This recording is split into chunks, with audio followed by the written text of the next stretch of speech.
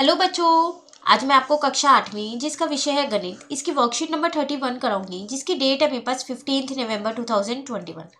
तो आज की वर्कशीट में हम घन संख्याओं का घनमूल इसके बारे में जानेंगे। देखो, घन हमने जान लिया था कि जब हम एक संख्या को 3 बार गुना करते हैं उसी संख्या को उसी से ही गुना करते हैं तो उसका घन निकल जाता है। आज हम घनमूल के बारे में जानेंगे। ठीक है, देखो यहाँ लिखा है, आज हम घन संख्याओं का घनमूल तथा उसका दैनिक जीवन में उपयोग के बारे में चर्चा करेंगे। सबसे पहले घनमूल का अर्थ समझते हैं।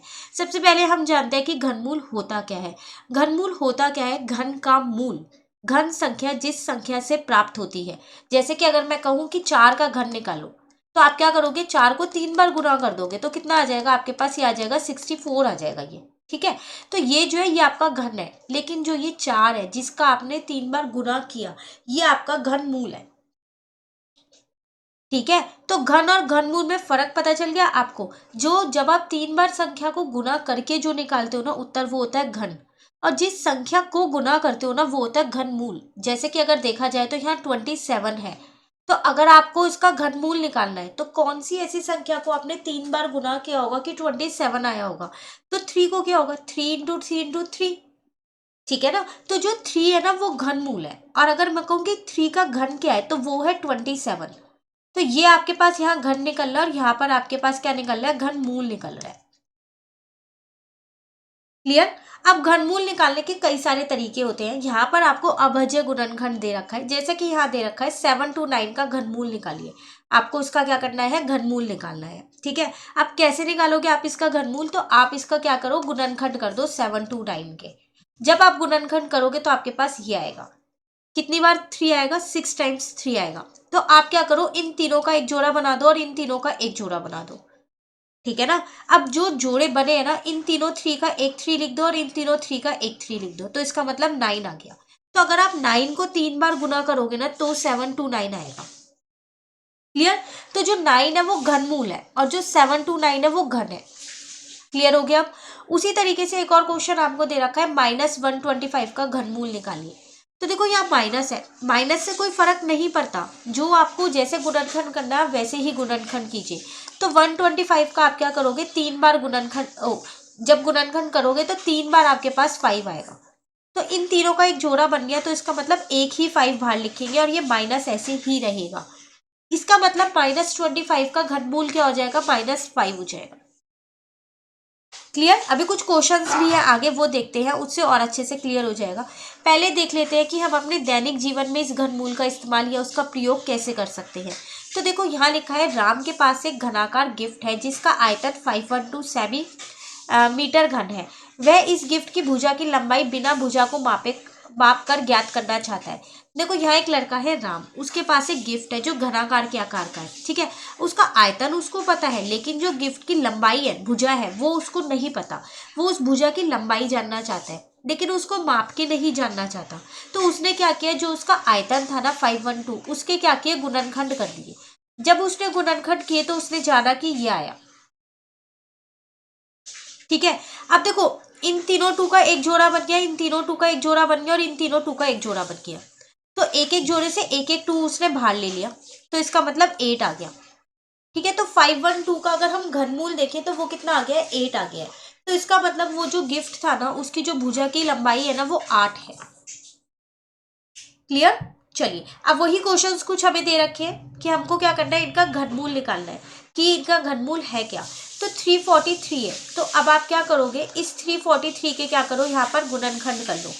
तो ये 7 की टेबल में 49 पे आता है, फिर 7 7 जा हो जाएगा और 7 1 जा हो जाएगा। ठीक है, तो इसका मतलब 343 इज इक्वल्स टू, यहाँ पर ये लिखा 3, 7 × 7 × 7 हो गया। इन तीनों का एक जोड़ा एक ही बना, तो एक बार 7 बाहर ले लिया। इसका मतलब जब आप 343 को 3 बार गुना करोगे, 7 को 3 बार गुना करोगे तो कितना आ जाएगा? 343। तो घनमूल कितना आ गया आपके पास? 7 आ गया। क्लियर? अगर हम अपना सेकंड पार्ट यहाँ पर देखें तो वो है आपके पास 3375। ठीक है ना, तो यहाँ पर लिख लेते हैं पहले हम 3375। अब अगर हम इसके गुणनखंड देखें तो देखो 3375 जो है ना, ये तो 5 की टेबल से जाएगा क्योंकि इसके लास्ट में जो है वो क्या लिखा हुआ है? 5 है। तो जब मैंने इसे 5 से किया तो 675 आया। फिर इसको 5 से किया मैंने यहाँ पर दोबारा, तो 135 आया। फिर इसको 5 से किया अब ये 5 से नहीं जाएगा, ठीक है। अब ये किससे जाएगा, 3 से जाएगा।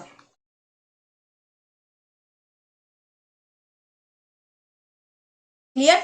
अब अगर आप इसको यहाँ पर लिखोगे 3375 के, जब आप गुणनखंड लिखोगे तो वो आएगा 5 into 5 into 5 into 3 into 3 into 3, ठीक है ना। और ये यहाँ पर आ जाएगा और यहाँ पर 3 लिख देंगे, क्यों, क्योंकि हम घनमूल की बात कर रहे हैं। इन तीनों का एक जोड़ा और इन तीनों का एक जोड़ा, ठीक है। तो इसका मतलब 5 इंटू 3 और यहाँ पर आ जाएगा घन। तो इसका मतलब जब आप 15 को 3 बार इंटू करोगे तो कितना आ जाएगा आपके पास, 3375। तो अगर हम घनमूल की बात करें तो घनमूल आपके पास कितना आ गया है, 15 आ गया।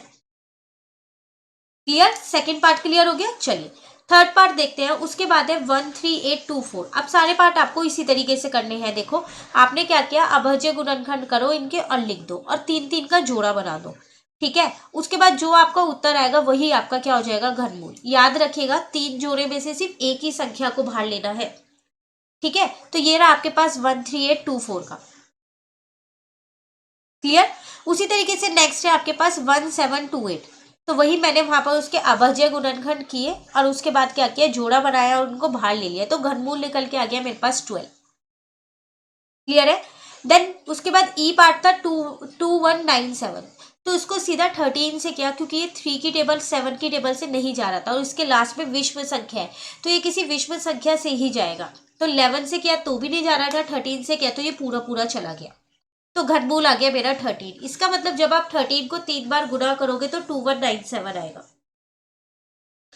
ठीक है। उसके बाद नेक्स्ट है आपके पास लास्ट एफ पार्ट है 1331। तो ये देख के ही पता चल रहा था कि ये 11 का घन होता है। कुछ घन आपको याद रखने पड़ेंगे ताकि आपको एक एक टेबल चेक ना करनी पड़े। तो जब इसे डायरेक्ट 11 से किया गया तो ये पूरा पूरा चला गया और आंसर में घनमूल इसका 11 ही आया, ठीक है। चलिए उसके बाद हम अपने नेक्स्ट क्वेश्चन देखते हैं। कह रहे हैं उन संख्याओं को लिखिए जिनका यह संख्या घनमूल है। देखो ये आपको वो संख्या लिखनी है जिसका घनमूल 4 हो। तो संख्या आपको बतानी है, तो कैसे बताएंगे संख्या, तो 4 इंटू 4 इंटू 4 64। इसका मतलब जब मैं 64 का घनमूल इस तरीके से निकालूंगी अभाज्य गुणनखंड से, तो 4 ही तो आएगा आंसर। तो वही आपसे कह रहा है वो संख्या बताओ जिसका घनमूल ये है, ठीक है। तो 4 इंटू 4 इंटू 4 64 आ गया। उसी तरीके से 10 का बताना था, तो 10 इंटू 10 किया 3 बार तो कितना आ गया, 1000। तो सारे ही ये ऐसे ही होंगे। 6 का भी ऐसी होगा, 13 का भी ऐसी होगा, 19 का भी ऐसी होगा और 8 का भी ऐसी होगा। तो आपको इस बार घनमूल दे रखा था और संख्या आपको बतानी थी और फर्स्ट वाले में आपको घनमूल बताना था। क्लियर। इसी के साथ हमारी ये वर्कशीट कंप्लीट होती है। कोई भी डाउट हो तो आप कमेंट करके पूछ लीजिएगा। नेक्स्ट वर्कशीट नेक्स्ट वीडियो में करेंगे। तो अगर आपको ये वीडियो अच्छी लगी तो आप इसको लाइक ज़रूर कीजिएगा और मेरे चैनल को सब्सक्राइब कीजिए। Thank you.